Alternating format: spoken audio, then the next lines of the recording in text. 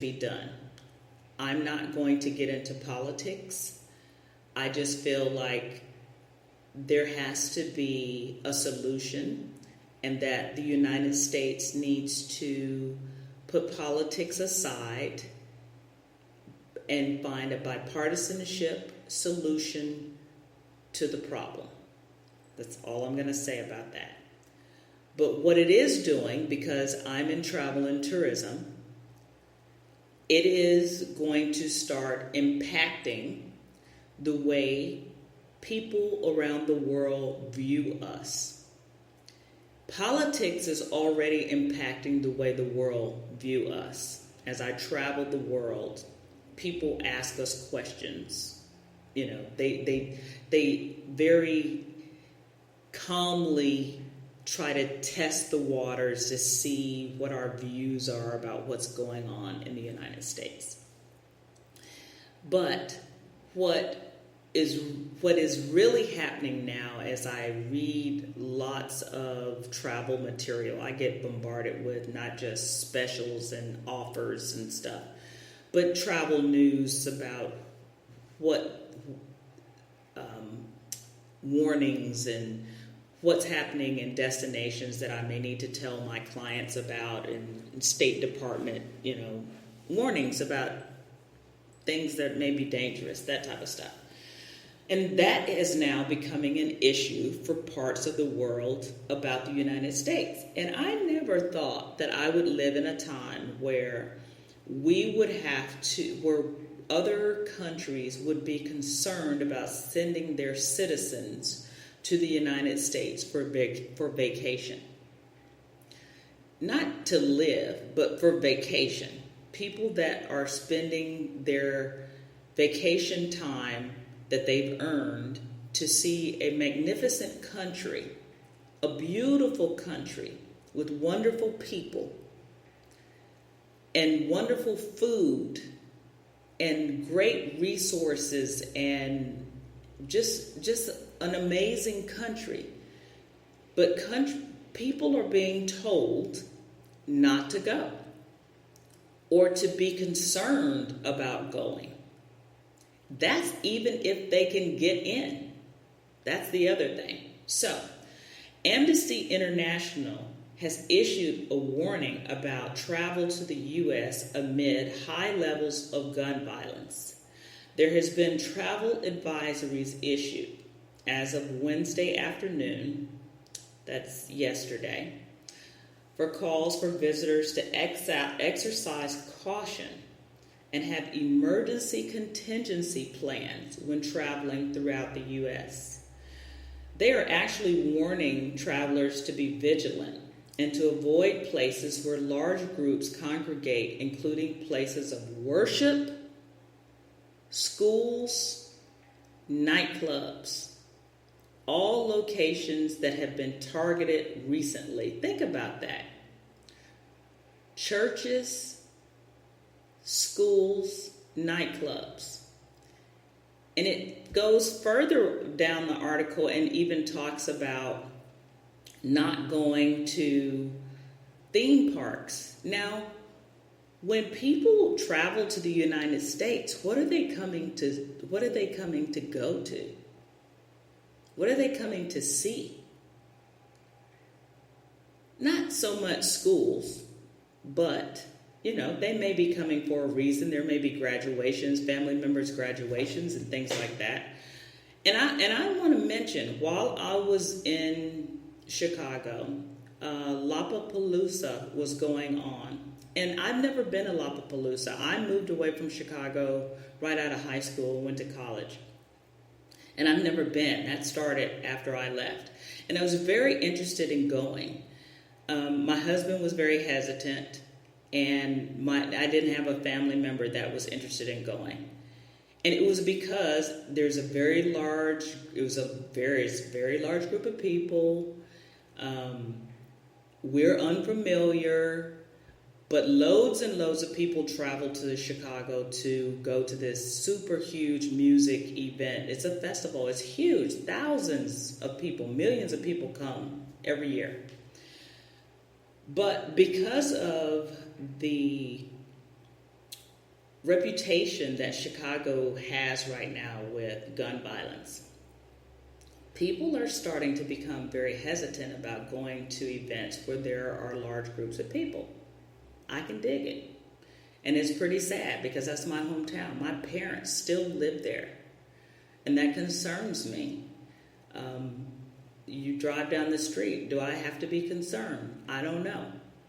My dad is a retired police officer, but he still, talks about being concerned when he's out and about.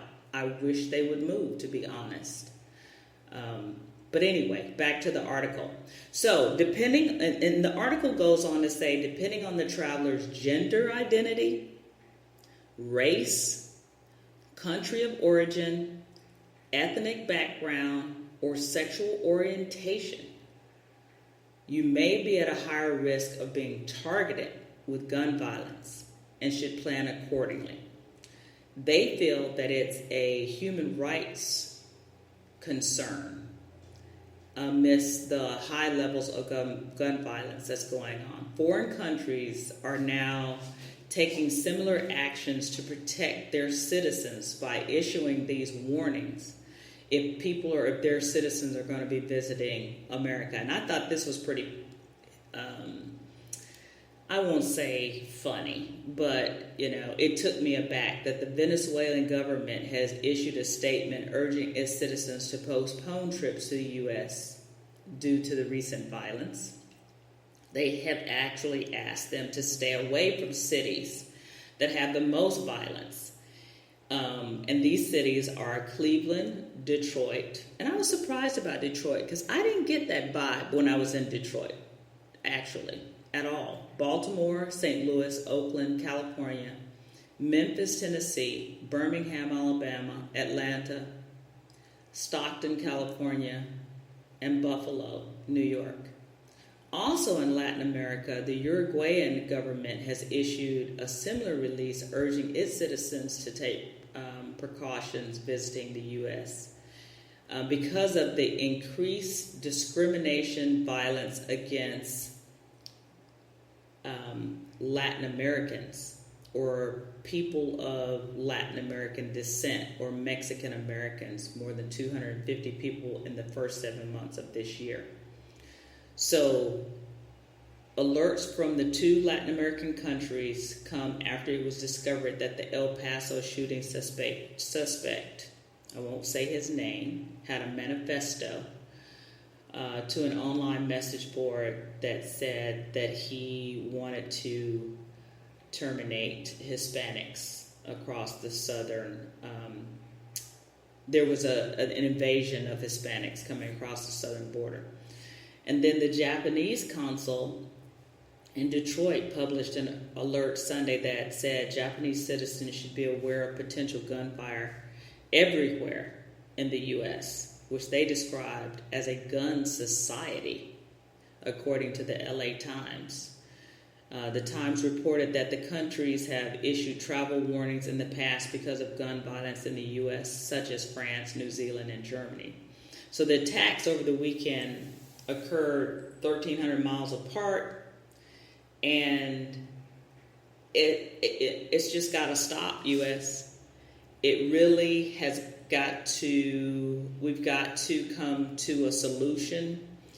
I really hope that and pray. I'm praying and meditating on some guidance from the leaders in the country to find a way to solve the problem so that it's beneficial to all its citizens, so that the people of the United States can be safe, and then that the rest of the world will see us as a safe place to come visit and spend their vacation dollars so that they can have some fun enjoying the place that we all have called home.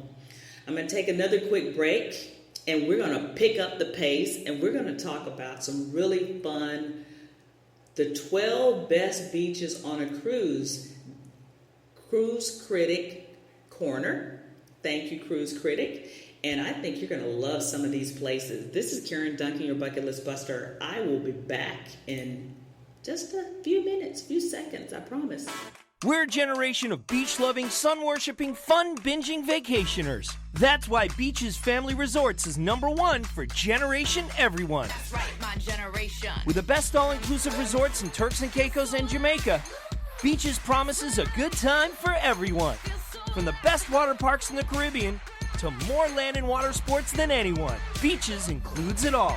Even unlimited scuba diving. Yeah, all about a good time. Kids love the Caribbean adventure with Sesame Street. Teens have their own scene with Xbox Play Lounges.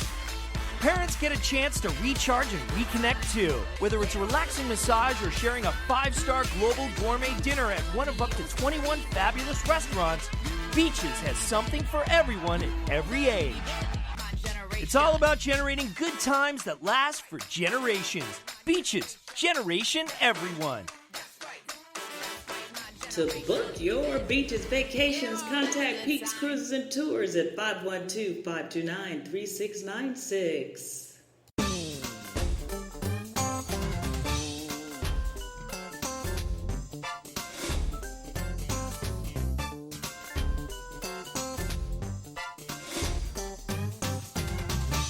Welcome back to your Bucket List Buster. Karen Duncan here, your host. And let's find out what Cruise Critic says about the 12 best beaches on a cruise. This is Cruise Critic Corner, and the #1 cruise beach to visit. So that means you go on a cruise, you go to this destination, you want to go hang out at a beach. This is the #1 beach that Cruise Critic, because they do research. I don't know if let me just back up. Who is Cruise Critic? Cruise Critic is an organization that does lots of research about everything revolving around cruises. They can tell you the best type of cruises to go on. They can tell you the best beaches. They can tell you the most popular ships. They can tell you the best deals. They can tell you all kinds of things. And how do they have this information? Because people who travel on cruises write in, and they have forums where people give information. They do surveys. All this information comes from people who travel on cruises. And they have groups that meet up on ships, that strangers that are going to happen to be on the same ship that want to meet up. So it's really kind of a cool organization. But anyway, so #1 is Eagle Beach in Oristad, Aruba. So this is a soft white sand beach. It's only 2 miles from the cruise port. And it's a free beach, public beach. It's lined with hotels and resorts. That means that there are going to be drinks close by and lounge chairs, both for a fee. And you'll be able to get up and walk around and have other things to see and do. The second beach that is most popular is La Concha Beach in San Sebastian, Spain. This one is also a free beach, and it is only accessible via river cruise. But it's a great urban beach, which means it's located within a city area versus an island destination. 7 Mile Beach in Grand Cayman is #3. Very popular beach. Lots of people that like to go scuba diving and snorkeling go to the Cayman Islands. And it's actually a 5.5 mile beach. So it's not actually 7 miles of beach like Jamaica has a 7 mile beach. This one is 5 miles. Great for sunbathing. It has some rocky areas and some reefs, like I said, for snorkeling and diving. #4, Kanapali Beach in Lahaina, Maui. Love Maui. Love it, love it, love it, love it, love it. Kanapali Beach is on the Hawaiian island of Maui. It's 10 to 15 minute drive from the port area. And it's great for beach bums that just want to lay around and do nothing. But it's also great for people that like water sports. #5 is the Manly Beach, Sydney, Australia. It's about a half-hour ferry ride from the cruise terminal. So you